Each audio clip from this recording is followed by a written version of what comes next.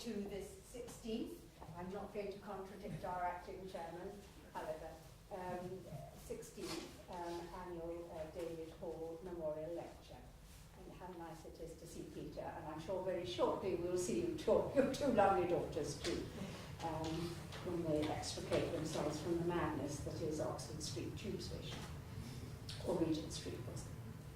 So it's a very great pleasure for me to introduce a friend and former colleague at Imperial College, Professor Keith Barnum, who is Emeritus Professor of Physics and a distinguished research fellow in the Physics Department. Keith, you started your career, I believe, in particle physics. You worked at CERN, University of Birmingham, and the University of California at Berkeley. But then at Imperial College, you switched to researching solar power, and I don't know if you're going to talk about why you made that switch, but I think you'd be interested to hear about it. And that was after you'd spent a year at Philips Research Laboratories in Red Hill, which I believe is sadly no more, like so many great corporate research labs.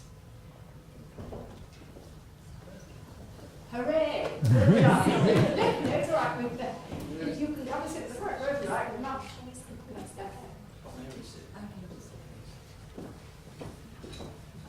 Right, great.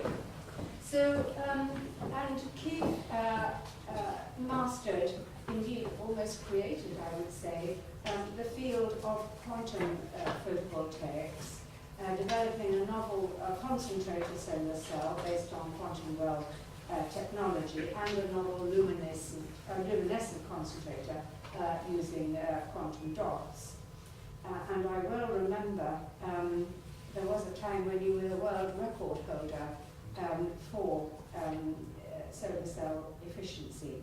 And again, I'm sure you'll tell us about it, but as I understand it, some of at least the principles of these quantum well and quantum dot solar cells have found their way into commercial production. So many congratulations on that.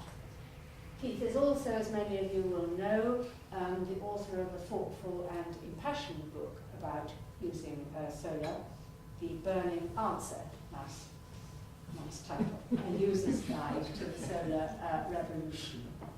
Well, it's probably not coming quick enough for your taste, Keith, or for the taste of many of those here, but the solar revolution is coming, and we see many signs of it. So, Keith, I now invite you to talk to us about all-renewable electricity and rooftop solar fuel, which are closer than we may think.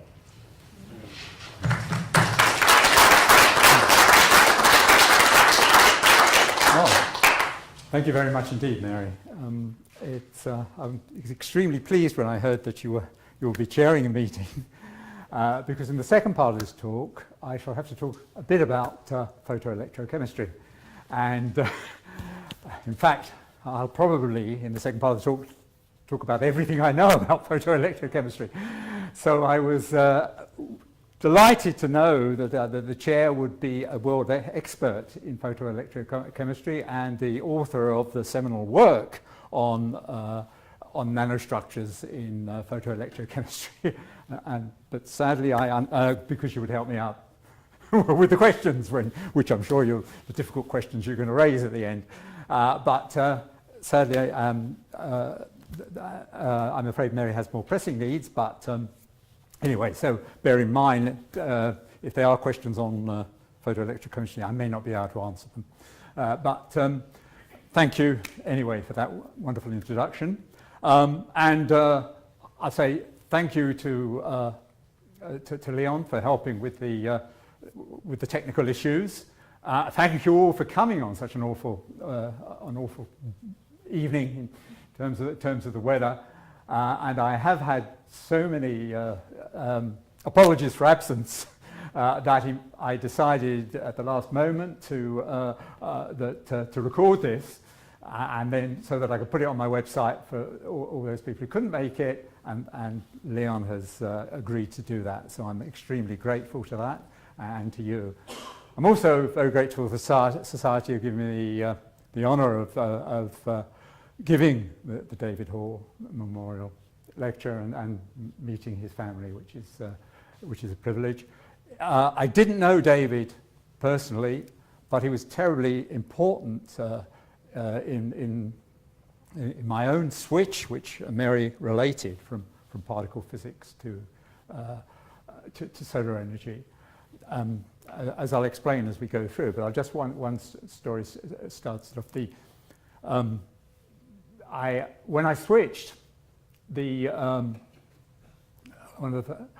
I was going to switch. One of the ways I decided to do that, in addition to going to Philips, was to go to the Brighton Solar Energy Society meeting in 1981, which of course was run by David extremely well. It was extremely successful.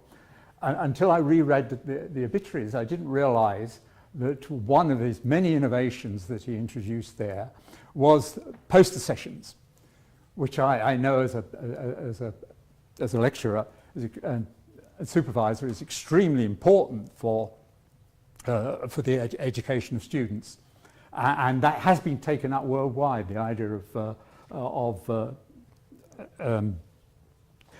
of poster sessions at a conference. I didn't realise that was the first one. It was a very useful conference for me getting into the subject, but I knew very well that there weren't many lectures that I would understand much about, and so I paid the old particle physics trick of not registering and just trying to slip into the lecture theatres for the ones that I wanted to see. And there I found a big difference. Mary was saying, talking about the differences between the two. Immediately found a very big difference that I hadn't expected from particle physics, that there were officials on the door with badges that I will never forget, having to try and get past them and into the lecture theatre. And this was the first indication to me of something that was completely reoccur throughout my solar research career, that funding and commercial interests are much more restrictive in solar than they are in particle physics. But so I owe the Solar Energy Society for one registration fee at one conference 36 years ago, and this lecture is my attempt to make it up. The other thing I must point to is that wonderful lecture, the Christmas lectures at King's. I'm sure we all remember. David's own ones, which I found I very much enjoyed. Okay, right, on with the subject, and we can see if this is now working. This is what I'm going to talk about. Basically, in a summary, not to put too fine a point upon it, the first one is why we've got the technology that has made nuclear and fracking redundant. That's the first part. And the second point is that the second part of the talk will be about how these quantum systems make rooftop solar closer than the experts thought just those 2 years ago when my book was first published. Very nice of Mary to give me a plug for the book. There will be copies with the reception afterwards going at half price, a £5 with a signature. So bear that in mind. Right, okay, let's get it warmed up on this cold evening with a bit of participation, right? Here's the first. It's all going to be about good news. Most of it, mostly about good news about solar. And here's some very good news that is pretty old now, but it's extremely important, I think. This is the price difference between peak power and base load, how that's varied over the 5 years 5-year period in Germany, and it looks as though PV is responsible for that because in that period there was a massive increase in PV, so we think we're responsible, all of us here have done our bit for solar to responsible for this dramatic fall. And further evidence for that is given by the fact that it's not monotonic, but at the turn of the year it's higher. That's the what you'd expect, because of course the sun is lower in the sky. So it really looks as though solar is responsible. But then the opposition throw at us, well, it can't be solar because look, in 2011, right here, PV was only 3% of the electrical energy in Germany in that year, in 2011. And so how come the peak fall is 20%? So, what's the explanation? Yeah? Well, it must be something to do with the elasticity of demand, the price. Demand, yes. The time peak. The time of peak power, with peak demand, peak power demand. At the time of peak power demand, you have to bring in the most expensive of your equipment. Yes, so you'd expect that to be high, but why is it falling? You expect it to be high at that time. Why is it falling? Peak solar is at peak demand. Thank you very much. Thanks, Tim. Have you read the book? It's, of course, as Tim said, the daytime peak demand is at around noon, as we'll see in a moment, and it is not electrical energy that matters. It's power. The peak power of PV is the power of PV is the important thing. So this is very good news, solar. Solar power is more important than solar energy. As Tim says, the cheap solar power is highest near peak daytime demand when the expensive generators come in. So that's the responsibility. That's what is why it's been able to bring down the power. And we'll see the example of the UK, just in case you think the UK is different, we'll see the example of the UK later on. It's electric power supply that must equal power demand on the grid in real time to keep the lights on. It's power that you've got to balance. Now, this government's and the preceding government's energy policies have been decided on the basis of the pathways to 2050, which was based on energy per year to 2050, and that of course was important for the government because they wanted to justify nuclear, and of course it's basing on energy favours nuclear over PV by about 7-1 for the same power, and therefore it looks as though you need nuclear.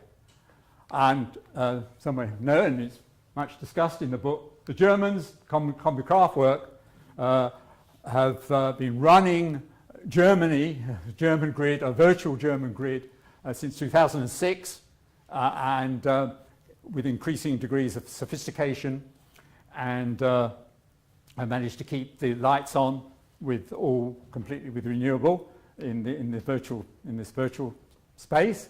And so what I'll now talk about is my spreadsheet, what I call get it from the sun, gifts, to try and apply the Combi Kraftwerk principles to the UK so that you could see, and first of all, you can see from it just what Tim was talking about.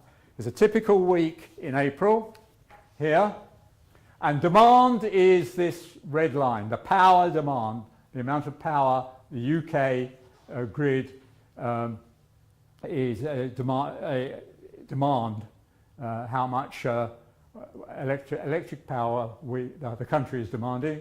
And as Tim said, you can see, let's first of all, that it's peaking around the middle of the day, in the daytime, and you can see it all the more clearly if from this green curve here. Now, what I've taken here is the PV as given by Sheffield Solar, who monitor this. This is how the PV is varying hour by hour during the year. I get from Sheffield Solar, and how the wind is varying the hour by hour throughout the year from National Grid data. People probably know that National Grid don't know how much PV they've got on the grid, incredibly. But Sheffield Solar do.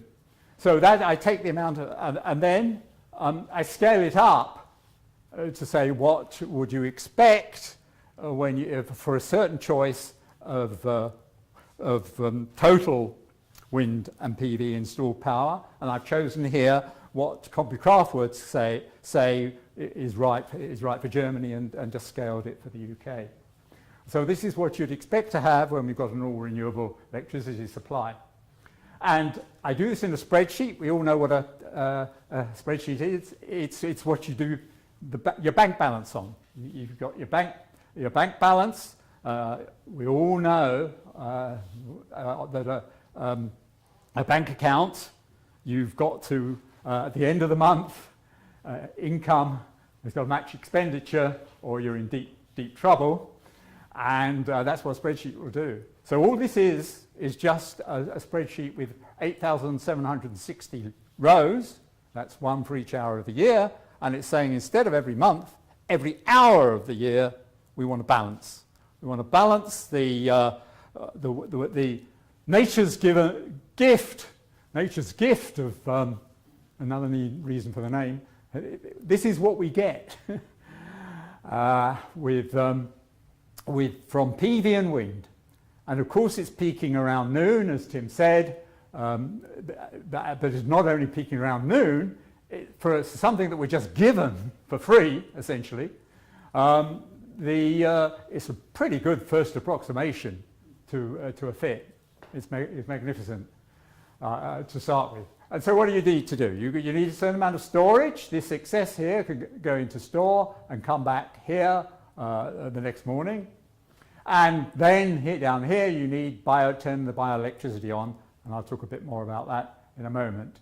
And what I find is, doing this, I can find just the same results as CompuCraft work get for their got from their first study, which and from their second study of Germany.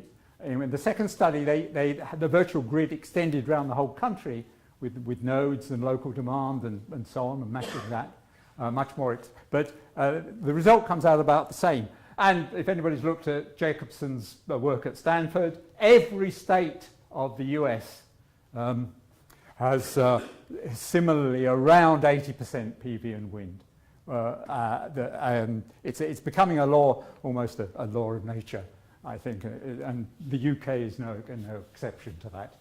So you back up you back up with 15 to 17% of biogas demand, and so your supply and demand now match, and this is the biogas you need, and it's variable. The first point to notice, it's got to vary over an hour or so, and certainly biogas plants can do that. In fact, some of them already bioelectric anaerobic digestion of farm and food waste can do that. So the very important thing question is, and David was asking me beforehand, to notice that the importance of anaerobic digestion is that it can, in this period when it's not wanted, it can be putting the gas, the biomethane into the gas grid. And that is a trick which the diesel generators and the coal burning and the natural gas generators that the government is so heavily subsidising to get its flexible backing, they can't do. So that's always going to be more expensive. And but of course, the government doesn't worry about that because it likes to give subsidies to the fossil fuel industry. That's a very important point about the price. And in this period, it can be producing cheaper biomethane for the gas grid, and so you don't need fracking as well. So we've abolished that at the same time. And of course, what is very clear for this is the utter stupidity of nuclear. Nuclear, of course, is a straight line along here, or it should be if it's working properly. And that is just not what you want. Now, of course, as everybody always asks me, and I've done it, so I've done it already before the questions, what about the worst week of the year? Here's the worst week in the year about now, in this particular year that I've chosen here, 2010, the week before Christmas. And now I've split up the wind and the PV. The wind is now the green, and yeah, this is the worst week of the year because for 3 days the wind is ridiculously low, and that's the worst of that year. And here's the little bit of solar that you'd expect, so that close to the 21st. So what do you learn from here? Well, what you have to do is what Conbury Craftwork have done right from 2006, and that is take the weather forecast and believe it. So what we're doing, instead of what you realise you've got to do is knowing this thing is coming up, make sure you first use your biomethane, your flexible backup, to ensure that you're storing saving the storage for the absolute low. Now there are a number of things to notice here. Even in this worst week of the year, there are periods when the wind is more than demand. And those periods, Hinkley Point C is going to have to compete for storage with the wind. And we know it's going to win in terms of price. So this is why I say that they'll have to do it will be politically extremely unpopular. The only people who want to buy it at those times are the French down the export line. Grossly subsidised, as we'll see, almost the whole price subsidised by the British taxpayer. I can't see that being electorally positive. The final point to notice on here, we come back to finally to Tim's answer. I love this. Here's Christmas Day, and it's still demand peak at noon. We're all cooking our Christmas dinners, and here's PV. It's energy. Come back to this energy power thing. Energy, if you run it on energy, as Pathways to 2050 is, energy is the area of that thing. It's minuscule, absolutely minuscule. So Pathways to 2050 would say PV is a waste of time. But the power is just at the right time to cook the Christmas dinner, and more than 10, when we get to this situation of an all-renewable electricity supply in the years like that, more than 10% of Christmas dinners will be cooked by PV. Now, if that isn't good news, I don't know what is. Even in the worst week of the year. Right, now some really good news that has got lost. I published this with the head of Conbury Craftwork in Nature Materials at the time of the Paris Agreement, and the Nature Materials took it as in their editorial about Paris, took it as in the first paper that they talked about. But trying to get the message of this into the UK national press has been almost impossible in the year and a half since then. And so I'm here to very much in the question and answer session. I'd like to have your views about what the society can do to get the news like this great news out there. It's fantastic news. All of you that associated with the UK PV industry have achieved this wonderful exponential rise faster than Germany, or for the people in the game, that these rises of power, of course this is power, I don't want anything to do with energy, this is power, installed power, and it's going up so fast you have to use this funny scale for those who haven't got the mathematics. That goes up by 10 to 100 rather than 1 to 2. And on such a plot, a straight line on that is what is now called exponential. They are rising exponentially, and the government doesn't understand economics, but of course economics are saying what's happening there. The demand is rising. That means people who invest in mass production, and that brings the price down, and therefore the demand increases. It's a virtuous circle. And if we followed what Germany did 7 years earlier, we could reach this line here, which is what I was saying. What the Combi Craftwork suggests would be and now my GIFTS program agrees with, what will be the PV we need for an all-renewable electricity supply, and that's 2020. This is absolutely fantastic good news that even the wind industry doesn't seem to want to shout about.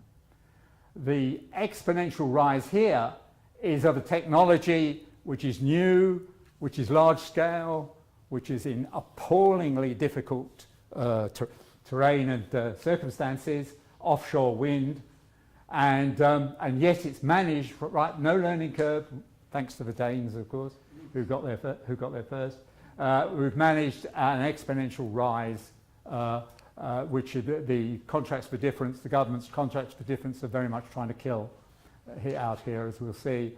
But had it been allowed to continue, it would have got to the Combi Craftwork limit by 2021.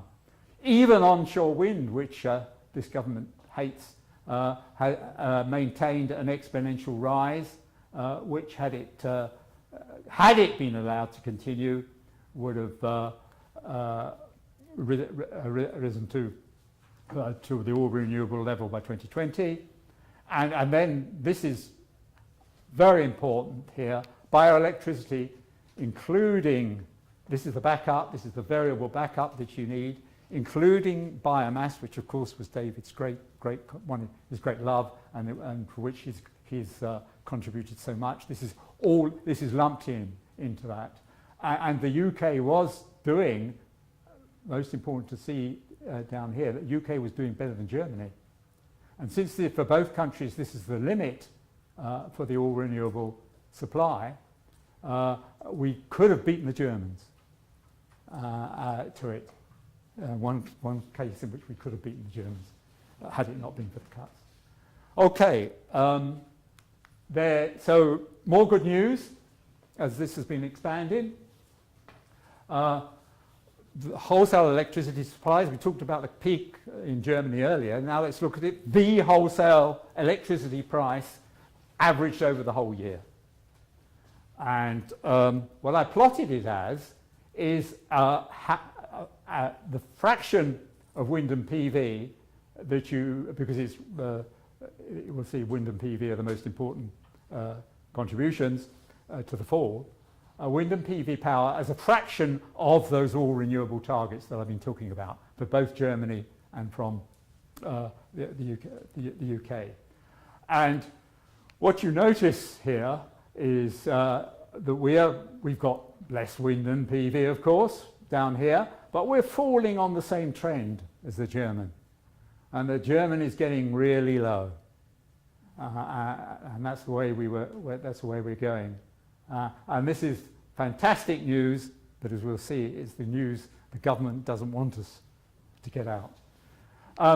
Coming back to my point earlier, good energy, I showed you that this big fall in 2014, with calculations done by Sheffield Solar, that the fall due to wind and PV was contributed to that. The wind and PV contributed strongly to that. And the PV in 2014 was only 1% of the energy. By energy, it is negligible, but it helped to produce that sort of fall. Okay, the next bit of good news And in this case, it is the one thing that I managed to get after 2 years trying into the Guardian environment, so the Environmental Guardian. So, but this I think is a fantastic bit of good news, and it's the government's own figures. Every quarter they do these surveys of the popularity of different technologies. And of course, let's give ourselves a pat on the back. We've never dropped below 80% in PV. That's absolutely fantastic. And we need to make sure that we're both aware of it. What's terribly important to notice is that the dreadful onshore wind is still up here, nearly up to 70% and constant. And this one is absolutely crucial to counter the government's arguments.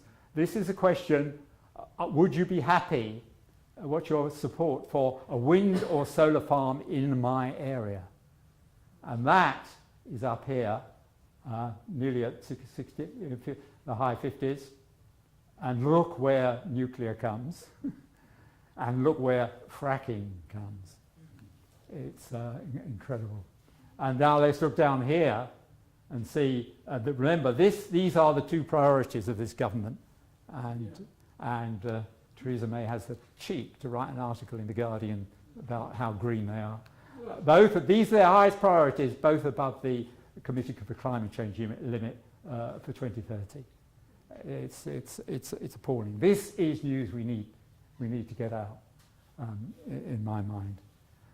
Right, nuclear then. So a bit of news about nuclear. Let's get you involved once again in a question. So let's come back. I'm going to come back to the importance of power, as I said earlier. We all know that the Hinkley Point C in 2030 is going to produce about 3.2 gigawatts of power, maybe. And despite its unpopularity, is top of the government's priority. How do you think that compares with what we've got in how much renewable power we've got in the UK? Put up your hand. I don't want to know the exact number. Put up your hands if you think, from what you've read in the press about this Hinkley Point C producing 8% of our electricity or whatever. Who thinks we've got less than Hinkley Point C, renewable power than Hinkley Point C? Anybody? Solar. You mean solar versus Hinkley Point C? No, all renewables. Okay. All renewables versus Hinkley Point C. Power when? Midday or midnight? No, power, installed power. What installed power? Installed power, that I think matters.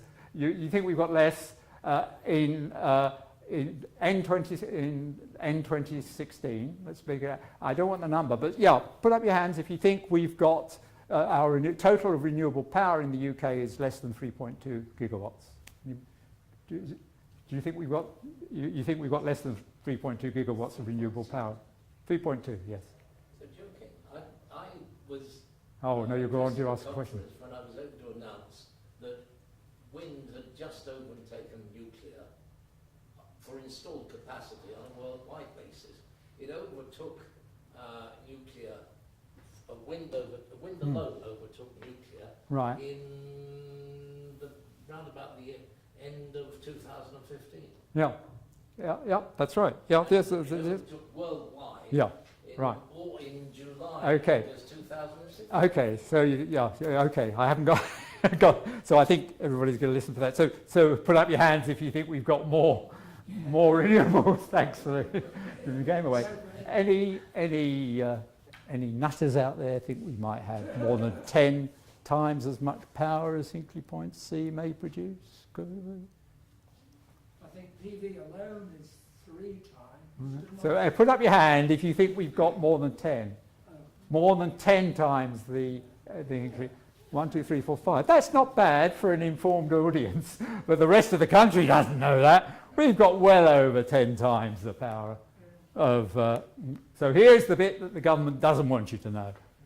This is the total of on the government's own figures, it's all renewables. It's all renewables rising a beautiful exponential over, and to its value, current value in 2016, 36.8 gigawatts of renewable power. They've increased 7 times over the past 10 years, and I take these figures, this is DEC's projection for the total of renewables over the next 2 decades, or up to 2030 plotted here. They don't think it will even double. They very much hope it won't even double in 20 years. And this, you may not be used to logarithmic scales, but a horizontal line is a horizontal line whether it's exponential or not. 2030, believe it or not, go and check yourself if you don't believe what I'm saying. We must get this message out. They fervently hope that renewables will be dead by then. There'll be no, in 2030, no new renewable energy installed in net renewable energy. I guess they're hoping that the solar's, a lot of the stuff we put up at the moment will be out of commission by then. I don't know what. It's crazy. It's completely crazy. But we know why they're doing it. We know why they're doing it because remember what I showed you earlier about the falling wholesale price. It's got to rise. Every single one of these scenarios they have for the 2020s show the wholesale price rising. It's got to rise. Otherwise, but remember, we will all be paying for Hinkley Point C by a levy on the retail price, which is governed by the difference between the wholesale price at the time and the set ridiculously high set strike price. So if we follow that trend I showed earlier of the price of the wholesale price carrying on fall, then we'll be paying for all of it. And that's why I said that politically the only people buying that will be the French, and it'd be completely, if we allow renewables to continue, it could be completely taken up by the we should be paying for the whole price if it goes as it is and it follows what's happening in Germany, and that's why they hope they've got to kill it. So it's up to us to get this good news out by what I call good news 2, bad news 2. Hope we've got a challenge here in the Solar Energy Society and in all the renewables together. How are we going to embarrass the government by ensuring it still keeps expanding by something that will embarrass them incredibly? And here's here's my suggestion. I've got other suggestions how we can get this message out, but this is my way, my suggestion of how to end the government's hopes, as I put it. Use the GIFTS spreadsheet to monitor a GIFT challenge. The GIFT challenge is which local authority, which town, which country, which school is the first to an all-renewable electricity supply. Now you may say, well, we all know Scotland's going to win that. Scotland's going to win that because we know they're aiming to be all renewable by 2020. But I've been to talk to them, and what is clear what they did, their idea of all renewable is to produce as much electricity by wind in a year, electrical energy by wind in a year, as Scotland consumes in a year, which is laudable. But I'm saying it's not what I would call an all renewable electricity supply, not in the GIFTS term and the Common Craftwork term, hour by hour being all renewable. And so this, in fact, Wales, I think, could be, because they're taking anaerobic digestion and obviously got better PV. So in fact, I think Wales might be able to beat Scotland to this challenge. But the great thing about the challenge is the local involvement in it, and that is possible. What I plotted here is the fraction for that particular fit I showed earlier earlier, I've divided by the maximum renewable power you need. And now we can scale this to the population of your local LEA or your local town or Scotland, and then you know what you need. Ideally, if we can find it out, we would like to use the real demand hour by hour, and that would be great. But this gives you a pretty good guide to what you'll need, and then you plot on here the amount of PV you've got in your area and the amount of wind you've got in the area. And what I really love about this one, this is the bioelectricity flexible background, and that the public can contribute to.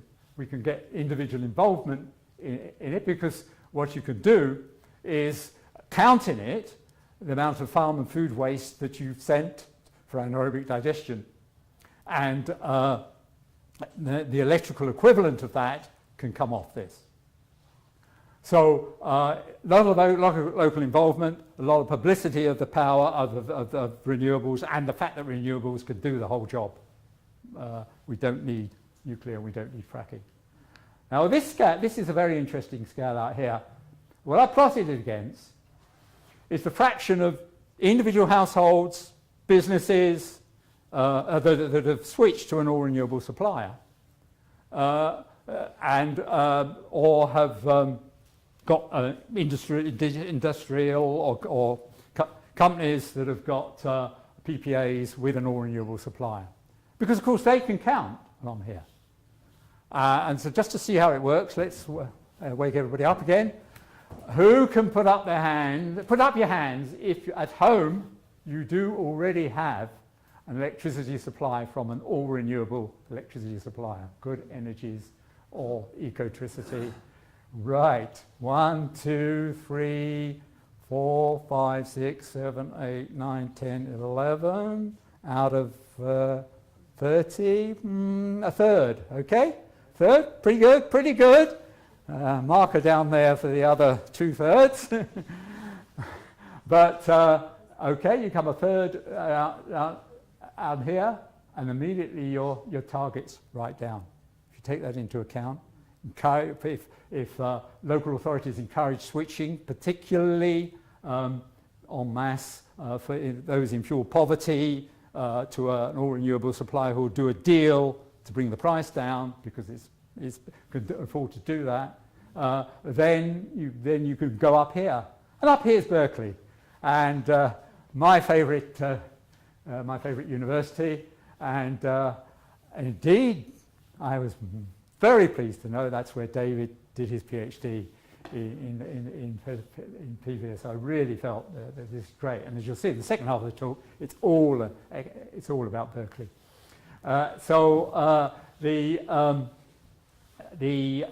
Why is this up here? Why I call this the Berkeley point?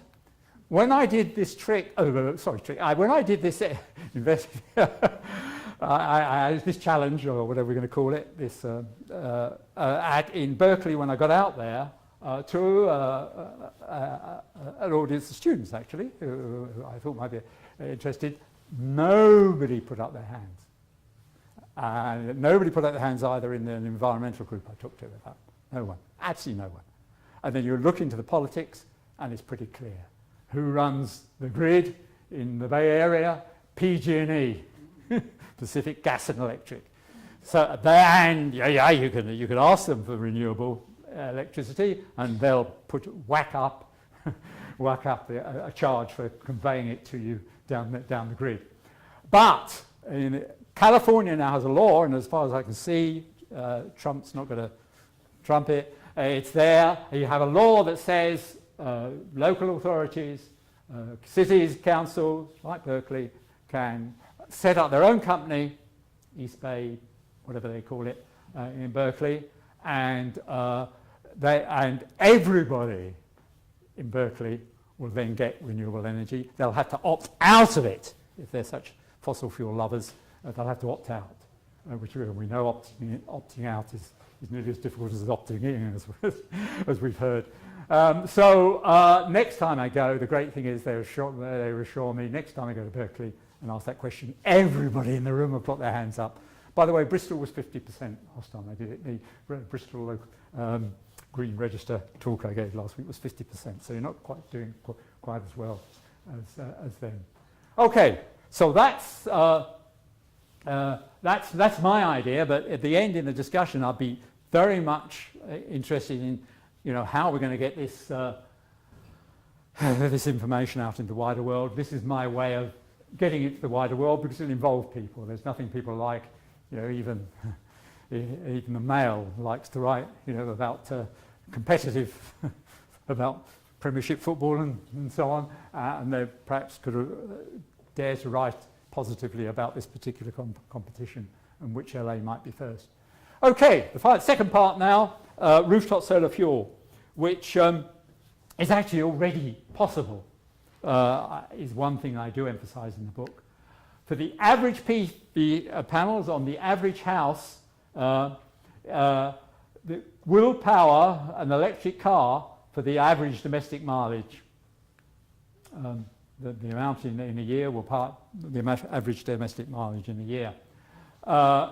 Kevin Sharp, who's now moved to Frome from near Bath, but he gets more than that for reasons which we could discuss.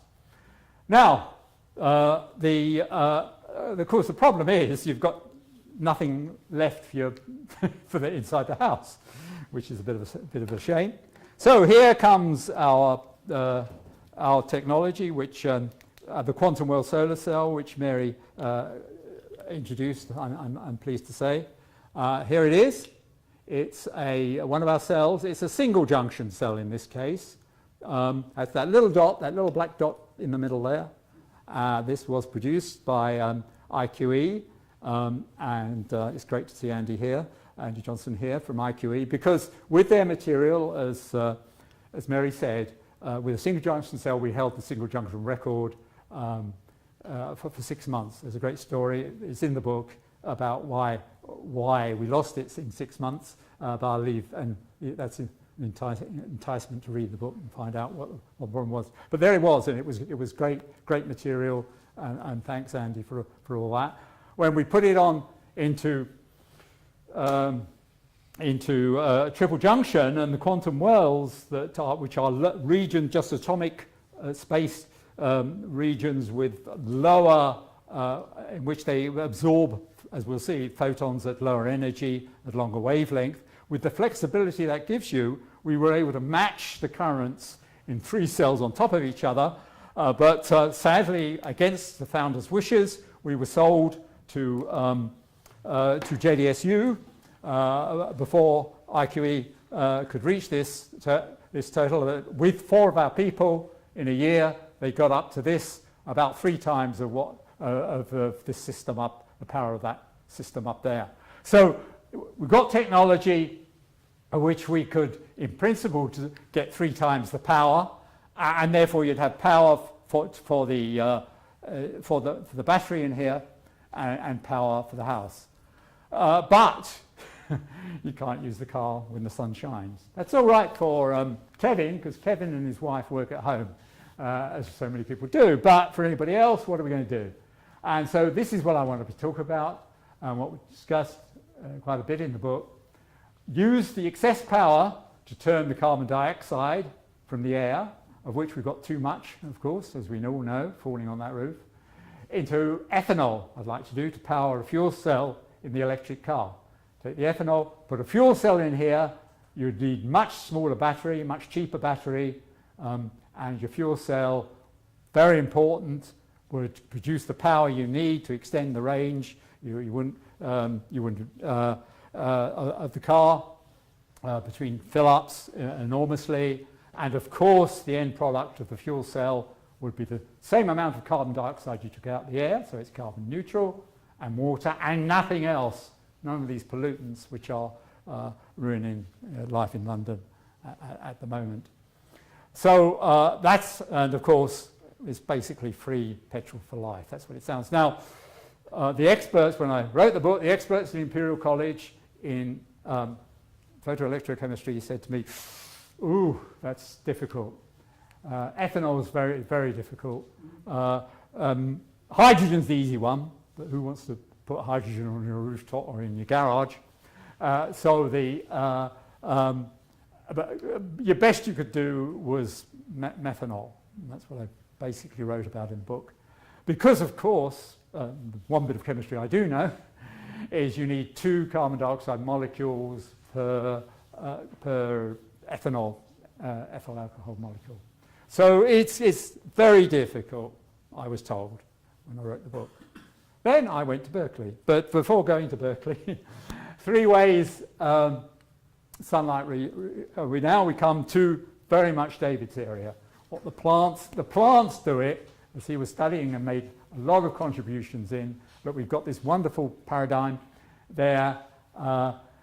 This process in which sunlight, a flower turns, and the leaves turn the carbon dioxide in the air with sunlight into a sugar that the plants need to grow.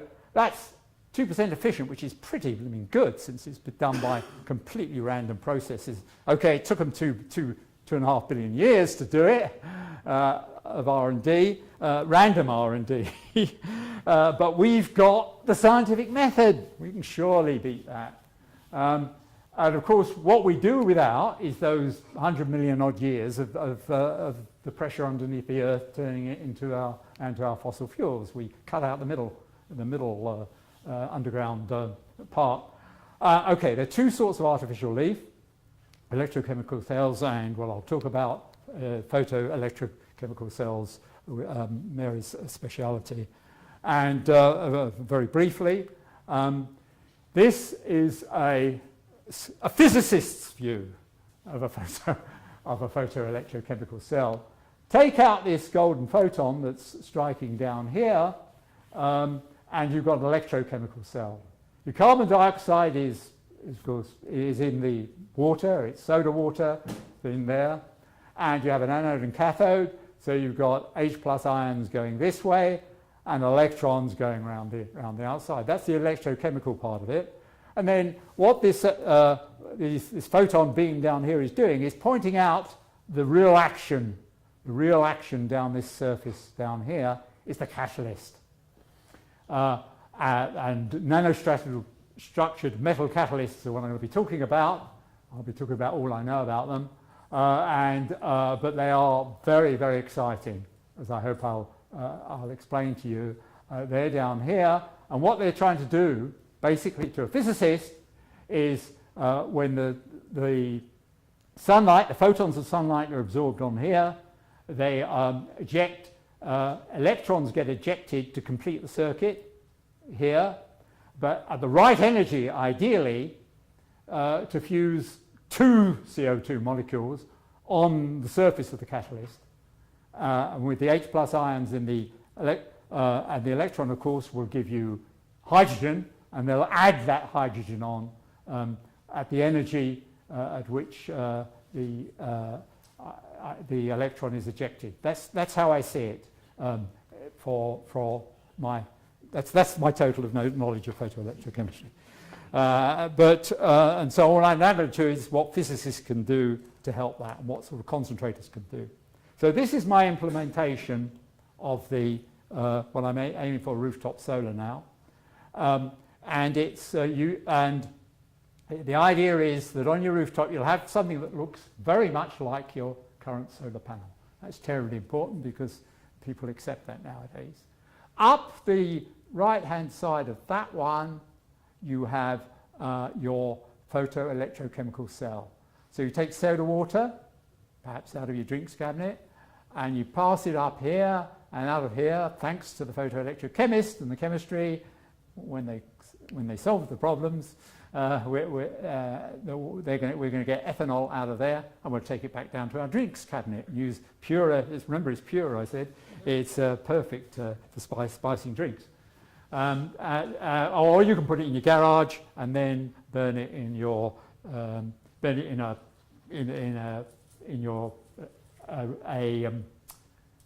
in your electric car in the fuel cell, or a fuel cell in the house. A great form of storage. I was talking earlier about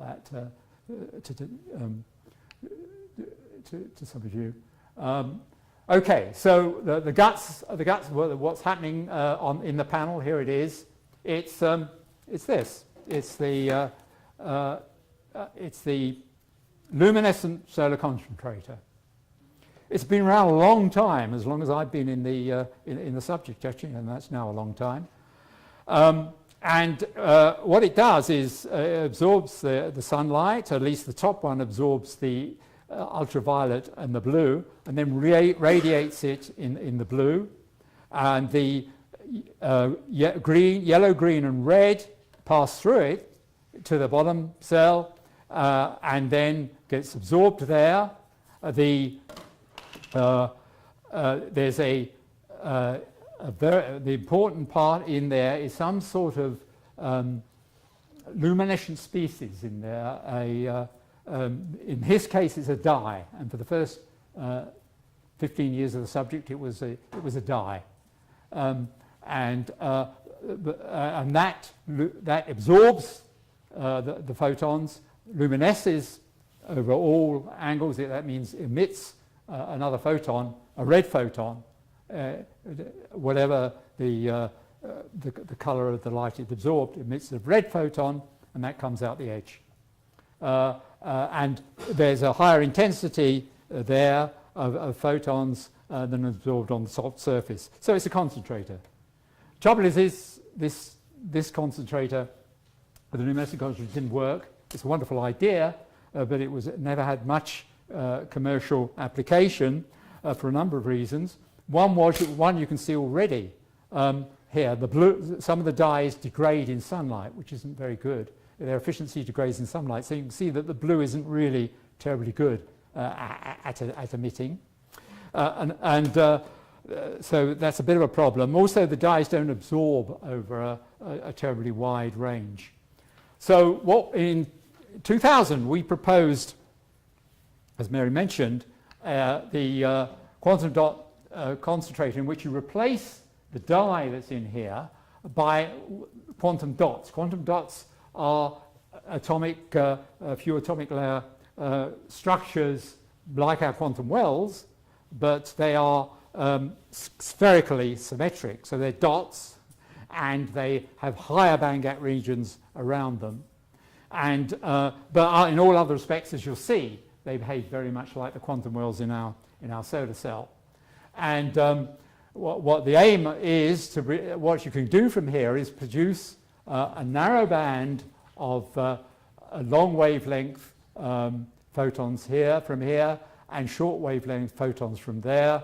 And with quantum dots, the great thing about quantum dots are they're semiconductors, and we know semiconductors don't degrade in sunlight, so very much, thank goodness. Otherwise, we wouldn't have PV. And also, it has a much wider, as we'll see, much wider absorption range, a very wide absorption range, which is terribly important. Okay, so we've got the that's the system, but as I say, it didn't work.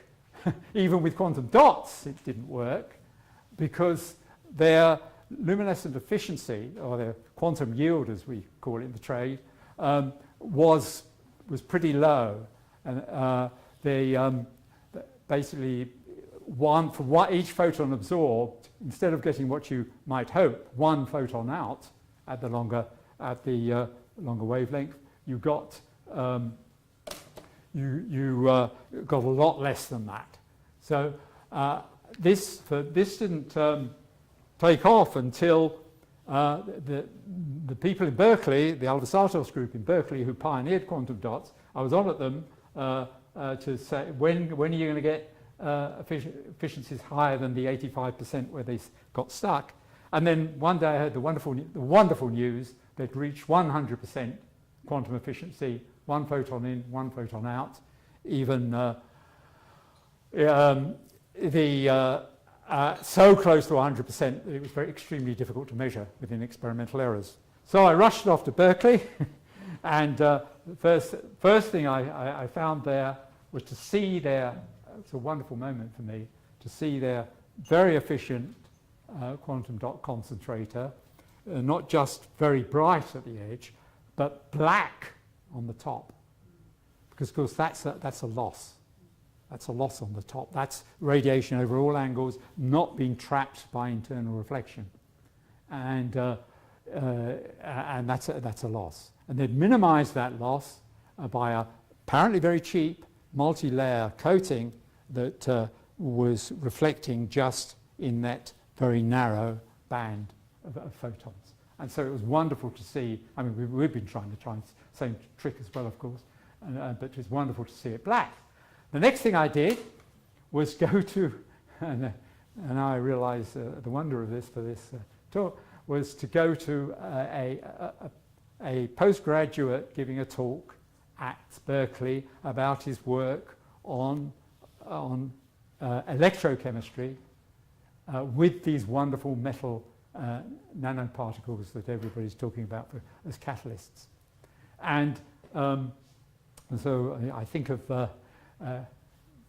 David working on his PhD in Berkeley on the photosynthesis, and I'm sure it was an exciting time for him as it was for me to hear this student say show these results, which I certainly don't fully understand, about what different metals in the nanoparticle catalyst, what yield they had, what they produced, there were all sorts of hydrocarbons, all sorts, wonderful range of hydrocarbons. And what took my immediate fancy was this here. Here's ethanol, and that green bar underneath is methanol. They have more ethanol than methanol, far more. So what I've been told just a couple of years ago, as it was now disproved by a student at Berkeley in electrochemistry. And now I asked, of course, what was the chemistry behind this, and the preferred explanation is that they're on certain facets of the nanoparticles, and I'll show you some results with a cubic nanoparticle. On certain facets, the carbon dioxide molecules like to stick, and they stick so well, they're some of them close together. And the favoured reaction seems to be that they should fuse and produce ethanol rather than each of them on their own producing methanol. So that was extremely exciting, because the problem is now not is it impossible or near impossible to produce ethanol. You can produce it, but now the problem is how do you find the right catalyst which will only produce methanol, pure methanol. We certainly don't ethanol. We don't want methanol on our rooftops because we wouldn't put it back in the drinks cabinet to put it under the sink as methylated spirits. So now, but that's a simpler question, I think. Separation. I think that's simpler, and the reason I will do that, I'll go to nature. I'll go to David's beloved plants and ask the question now, wake everybody up, why is the leaf green?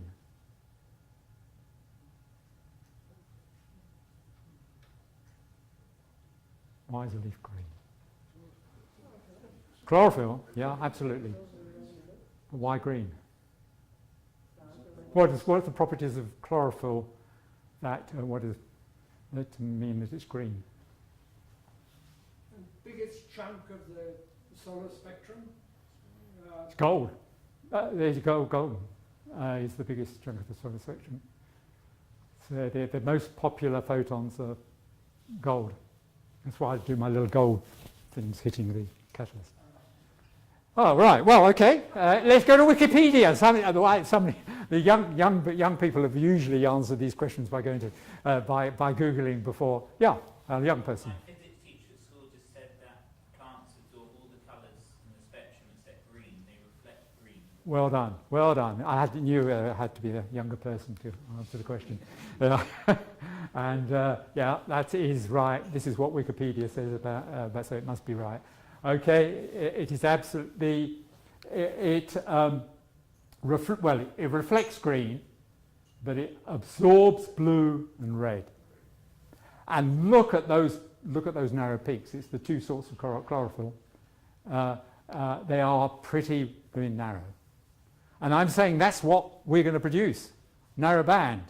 Not only narrow band, we can attune it to whatever the photoelectrochemists come up with. Because the great thing about quantum systems is dots or wells, is that you just change the size and you change the energy, you change the wavelength, and you change the color. So when, I'm not saying that chlorophyll is like the catalyst for ethanol. We don't know. And the Berkeley people don't yet know what the right catalyst is. But I'm saying nature only produces sugars. It does better than that student was doing. Thanks to the fact it's got only blue and red. It's very clever. It's realized getting the blue and the red narrowband photons. It's managed to just produce sugars, not a whole range of that. Maybe different sugars, but they're just sugars.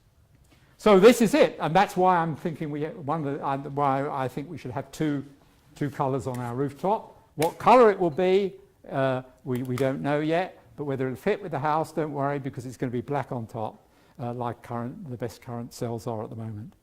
Okay, just a little bit of detail about that.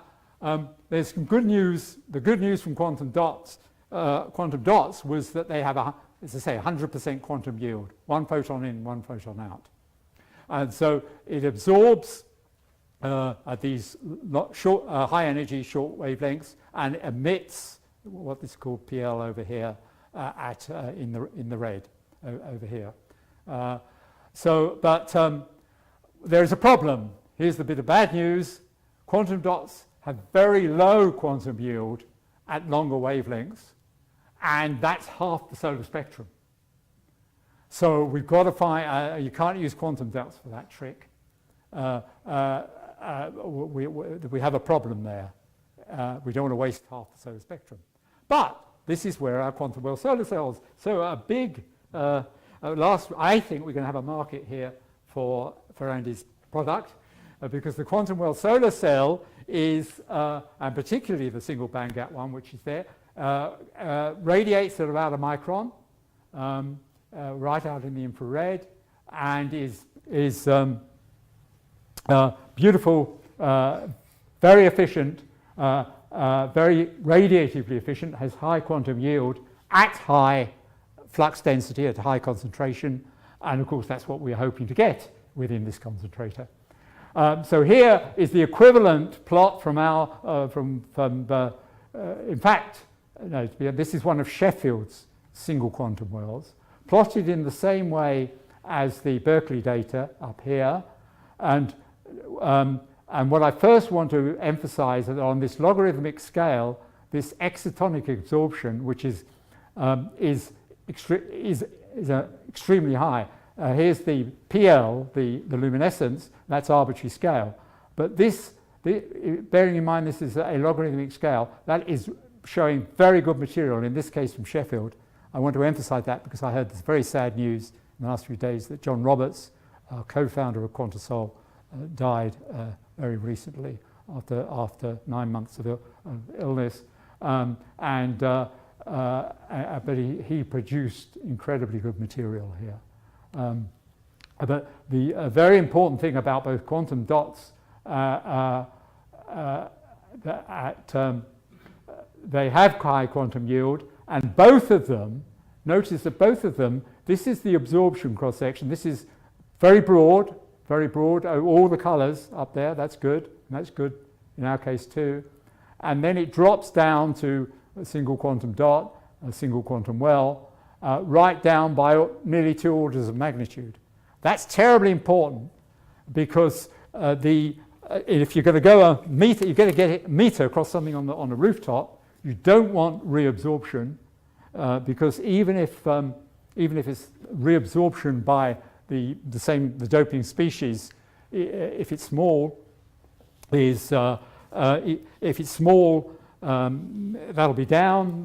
You have that down because every reabsorption, even if you get one photon out, you've still got to trap the ones because it's overall angles, and you're trapping this blackness on the top has to be really good.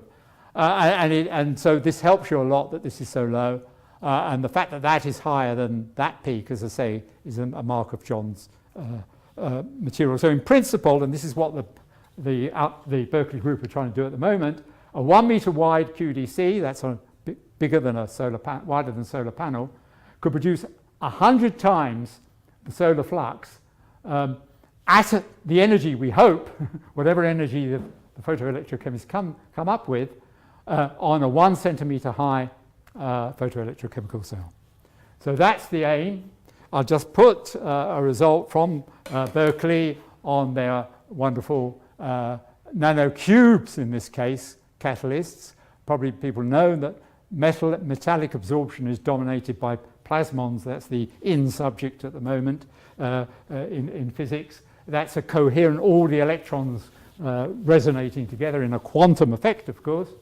And I just point out, so close. All I've taken here is the quantum dot data that you saw for the PL on the previous graph for Berkeley, and just shifted it by 9 nanometers, and the shape of the quantum mechanics that's going on in there is a very good fit. So you can certainly excite the maximum possible number of electrons to a high energy within your dots, but already, sadly, they found that that is not the energy.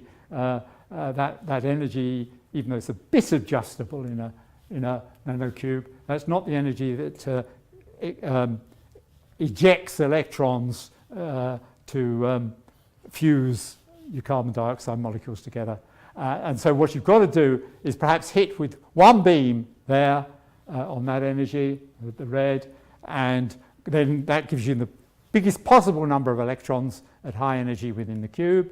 And then with the longer wavelength radiation in this setup, we take the so here's a setup, a tandem setup like this, but the top one is going to produce the is going to absorb the high or the short wavelength high energy light, radiate it out in the red, but it'll be captured in this waveguide because of these mirrors, these reflectors, top hat reflectors, top and bottom, and they go, and therefore all the light ends up down here. And below it, we're going to put our lots and lots of our cells. They don't have to be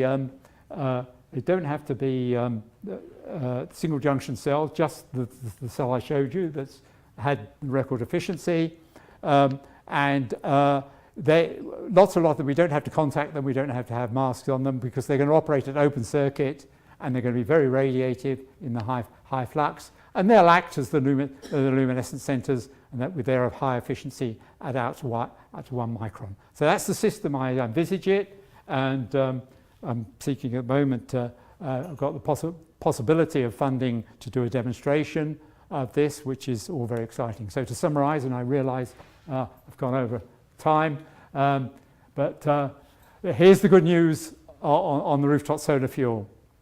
Yeah, we've got the quantum dots now, we've got the species which is 100% efficient in there. We've got for the 1 micron, we can use quantum well solar cells. They both have very low secondary absorption probability, so that's great. That means you can get a rooftop-wide panel, which will give you 100 times the solar photon flux in a 1 centimeter high PEC cell up the edge. And now it all moves to Mary and her colleagues. Can you find the energy you want those photons to be hitting and producing electrons of just the right energy to catalyze the ethanol? That's what we want. In principle, since nature's done it with sugar, I think it surely must be possible, but we're waiting to hear. But when you find it, when the electrochemists have found that, we're ready, because all we have to do is change the size of our dots and the size of our quantum wells to have be resonant with that particular energy and produce 100 times the sun's photon intensity at these wavelengths, and therefore a higher current, and therefore higher amounts of ethanol. Okay, sorry to have gone on so long, but very happy to answer questions.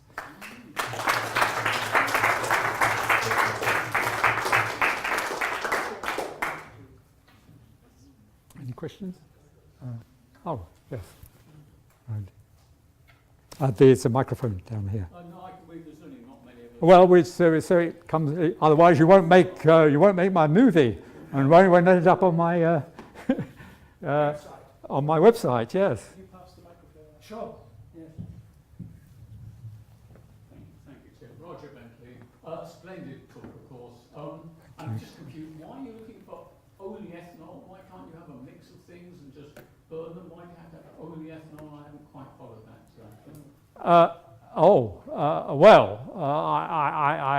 I think you'll agree that there's this other use we want it pure for, back in your drinks cabinet, right?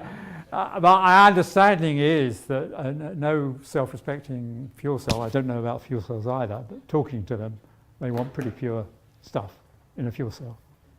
Right? I believe, I'm not a fuel cell expert, I've been talking to the people who do methanol fuel cells, and you know, they need pretty pure stuff. I'm sure it's true with ethanol as well. I think you want pure stuff. And you certainly don't want hydrocarbons and grot that's going to give you, not, you know, heaven knows what. I think you want pure. Nature's done it. This is my point. Nature's done it. If nature can do it, we can do it. Right? We've got the scientific method on our side. What's the virtue of burning the ethanol in a fuel cell? Why can't you just burn it? A fuel cell. I think a fuel cell is what you want for an electric car, right? I want to get the battery down, right? And so I want you to, and bear in mind that Brazil runs on ethanol, right? So it's a good fuel for. No. But this is, and I come down to this fact: this is the replacement, because you produce your own for free on your rooftop. You don't need to go through a fuel cell. You can use it in your house. You can burn it in your fuel cell in your own house, for example. I mean, yeah. But in a motor car, it doesn't have to be. John, yes, you could. Yeah. Let's have some Yes. questions. That's a good point. My name is Gordon Taylor, since 1974, I remember.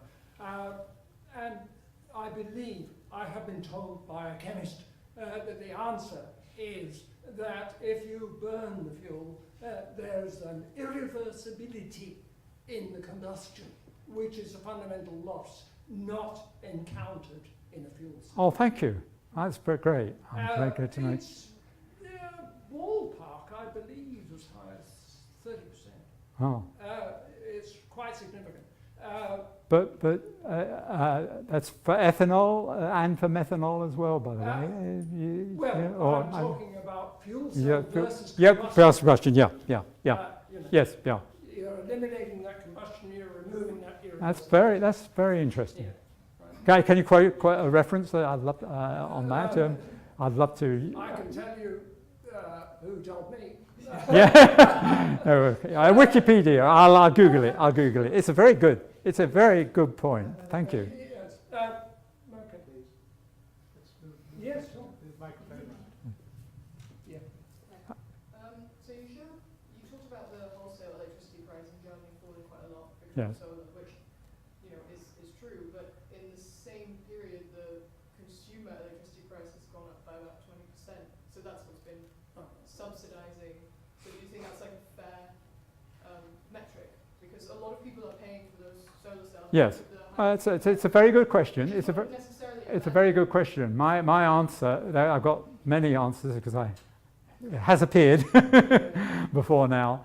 And one of them is, I think the subsidy should be paid by taxation like the fossil fuel subsidies are. Right? That's the point. Most of the fossil fuel subsidies are by taxation. Should be paid by taxation. We shouldn't have to pay it. I believe, and I'm going to try. I'm very lucky. So if you've got any ideas, please come to the Bristol people. We're very pleased to hear about that, Bristol Council. The shadow energy secretary, Alan Whitehead, has asked me for some suggestions, which is wonderful. And one of mine would be, why on earth the good energies and ecotricity have to pay that? The feed-in tariff, as you say, is to stimulate people to use renewables. They're using renewables, they're not using anything else. So my suggestion would be the next government introduces a feed-in tariff, which is the companies don't have to charge it in proportion to the amount that they generate from renewables. Yeah. So that would immediately bring it down. So it's a political question. Can you pass the microphone? Is right. It's a good point. Finally, what they showed, if you look at the Sheffield Solar Good Energies calculations for 2014, the falling price was about 2/3 of the subsidy. So it's not, it's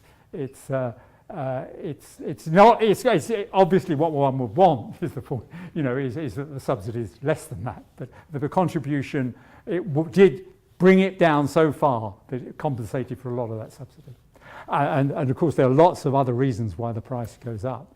Yeah. But in the UK, the contribution, I calculated this myself, the contribution to the electricity price of the feed-in tariffs is something like 0.2 cents, because it's almost nothing. It's way less than. Thank you. Well, that was my. I think that was. Prices are still rising way more. Yeah, there are other factors. Of renewable energy. Yeah, no, exactly. That's right. That's what I was trying to say. That's I think what came out of the Good Energies Sheffield Solar study. Another question up here, please. Yeah, just a sort of not particularly scientific one, but you said that kind of between now and 2025, we could have all our energy through renewable energy. Yeah. What's the barrier for that to not happen? Because it seems to make perfect sense and it would make the government look really good. So is it like a business? Yeah, very nice. Thank you for that question. It is nuclear power. They can't let that happen because it means that you don't need nuclear power. Clearly, if you're all renewable, you don't need nuclear power. But the subtle point about the wholesale price is the real clincher, is that it can't be allowed to carry on falling, and it's got to go up, which puts us at advantage. Oh, the other point about Phoebe's question, I must say, if we were talking sensible capitalist economics, which of course you're pointing out the government isn't, that we would recognise that German industry doesn't have to pay the feed-in tariff. That's an extremely important point. So it's the wholesale price is all that. So in terms of competition, we're completely losing out by having a high wholesale price to start with. So, but nuclear will not. The whole subsidy will have to be nuclear subsidy will have to be paid by the taxpayer if the wholesale price is allowed to continue to decline. Right, I'm going to close the formal questioning now because we've overrun. It's 8 o'clock. We're going to all adjourn to have some food and some refreshments next door. I'm sure Keith will be happy to take questions informally. On behalf of us all, I would have loved to wanted to have questions for the next hour or two. We could have questioned you throughout the night, and I'm sure you would have loved it as well, because you said earlier when we were chatting, it's sometimes the most important part. Yes. I would challenge that. I think the most important part of what we've been doing tonight is listening to you, listening to a first-class lecture, very clear and lucid on a very complex set of issues, both financial issues and on photochemistry. I just about kept up with the photochemistry. On Great. behalf of everybody else, here's a little something to Oh. say thank you. Seasonal cheer. Wow! And Wow! Fantastic! Fantastic!